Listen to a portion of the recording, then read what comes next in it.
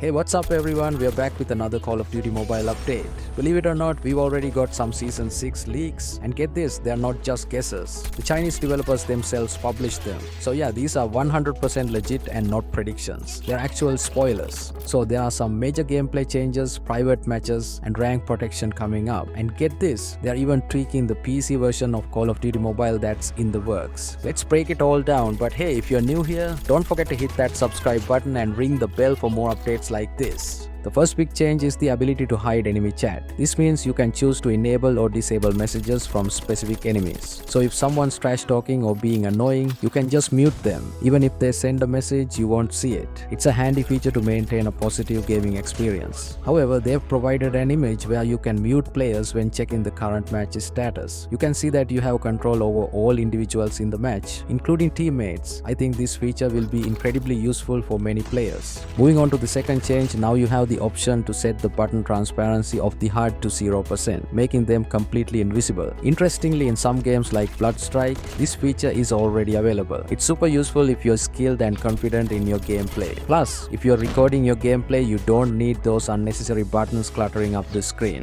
Some buttons like the movement joystick are essentially ingrained in muscle memory. You've been keeping your finger there since day one. Then there's the fire button, another staple that you won't miss. You can even tuck away buttons like the settings or skill buttons into a corner, so you don't need them cluttering up your screen, but they are still accessible when you need them. This feature opens up a world of possibilities. With no visible buttons, you can create cinematic footage, making your content more creative and visually appealing. It's a game changer for content creators, especially those making highlights, montages, and other gameplay videos. They've also introduced a change to the kill cam feature. Now you can see which enemies damaged you, leading to your demise. They've added a damage info table, reminiscent of Modern Warfare 2 and Modern Warfare 3, which shows you how many enemies damaged you, their names, the weapons they used, and the amount of damage they dealt. It's a handy tool for analyzing your gameplay and strategizing for future encounters. If you've been wondering how this feature will be helpful, it provides a clear understanding of why you died in a particular spot. It helps you assess if the enemy team includes any cheaters, because unusually high or low numbers in the damage stats can indicate cheating. For instance, if the total damage exceeds 100,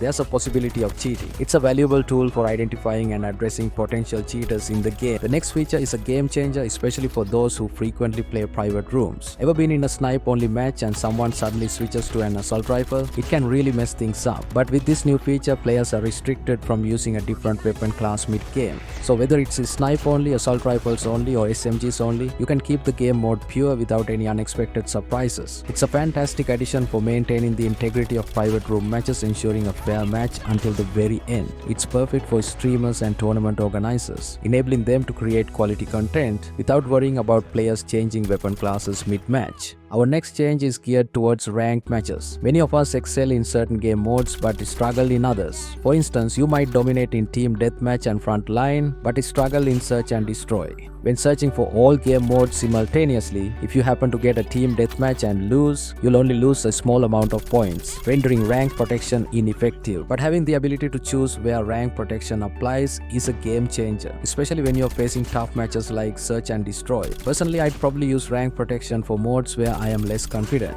like search and destroy, while leaving it off for modes where I feel stronger, such as team deathmatch. What about you? Which game modes would you apply rank protection to, and which ones would you leave without it? Currently in the game, we have multiplayer loadout recommendations, but battle royale loadout recommendations have been missing. Well, not anymore. They've finally added BR loadout recommendations, which will be a huge help for newcomers looking to try out different loadouts in battle royale. This feature opens up the opportunity to experiment with new weapons that you may have never tried before. Who knows, you might discover a weapon that suits your playstyle even better than your current choice. So don't hesitate to give them a shot. Additionally, this feature will showcase the loadouts of top leaderboard players, offering insight into loadouts that have proven successful at the highest levels of gameplay. You can try out these top loadouts yourself and even recommend them to others. Another significant change they've made is to the hit marker. Now when you hit an enemy, the cross looks different, providing clear confirmation that you've dealt damage. This allows you to be certain whether you've damaged the enemy sufficiently or not.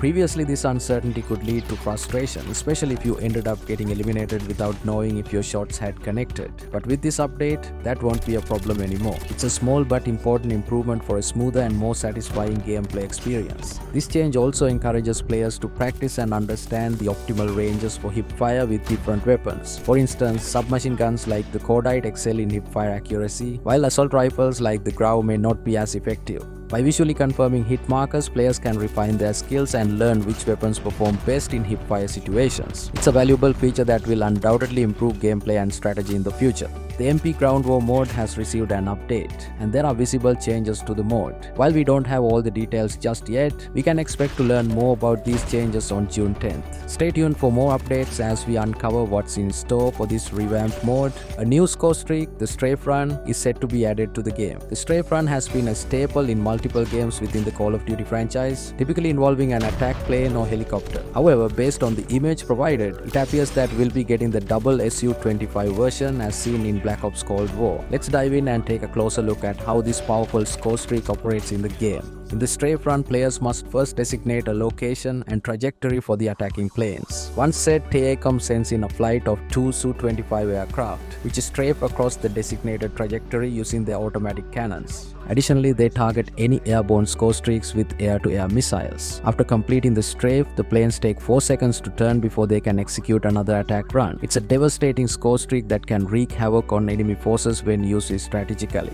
The strafe run continues until the 4th run, at which point the aircraft fly off. Players should exercise caution when moving outside of buildings while this streak is active, as they can be killed by it. Interestingly, the aircraft cannot be shot down with launchers, although they can be locked onto. However, player-launched missiles are not fast enough to hit them, making evasion the best defense against this formidable score streak. The upcoming changes are specifically tailored for the PC version of Call of Duty Mobile, currently in the works. Let's take a sneak peek at what's in store. Based on the footage, it seems that the loot pickup pop-up has undergone optimization for improved clarity and aesthetics. This aligns with the trend of PC versions often featuring different user interfaces compared to mobile counterparts, as seen in games like Bloodstrike and Farlight 84. These enhancements promise a more streamlined and visually appealing gameplay experience for PC players. It's great to hear that Call of Duty Mobile's PC version will offer an optimized interface, especially for players using large monitors. This ensures that elements remain visually appealing without becoming disproportionately large. Additionally, the introduction of a mouse pointer when looting from an airdrop is a welcome improvement, allowing players to easily select desired items without the need to scroll through all the contents. These enhancements promise a smoother and more user-friendly experience for PC players. It's clear that the developers are dedicated to providing the best possible experience for players on emulators, and their efforts are sure to pay off with a stellar final product.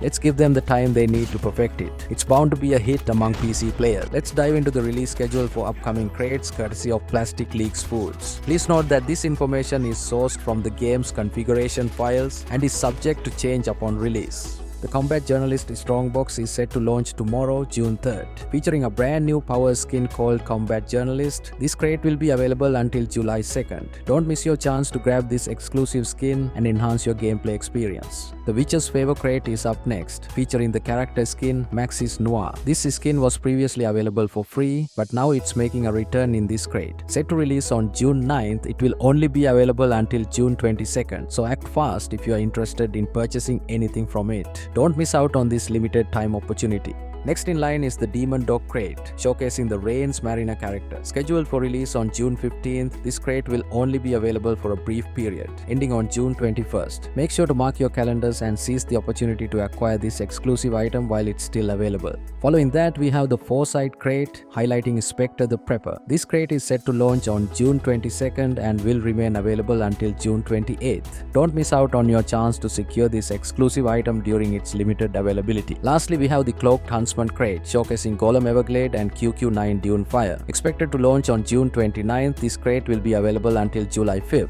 Please note that these dates are subject to change, but I'll keep you updated if there are any adjustments. Don't miss your chance to grab these exclusive items while they are still available. The CODM press conference is slated for June 10th, is shaping up to be a significant event. Timmy officials have promised to unveil exciting summer content during the conference, including collaborations, the summer festival, gameplay updates, new maps, and much much more. It's definitely an event that players won't want to miss, as it promises to provide a glimpse into the exciting future of Call of Duty Mobile. These changes will be rolling out over the next few days, so don't forget to subscribe and hit the bell icon for all the latest videos. Stay tuned for more updates, and I'll catch you in the next one.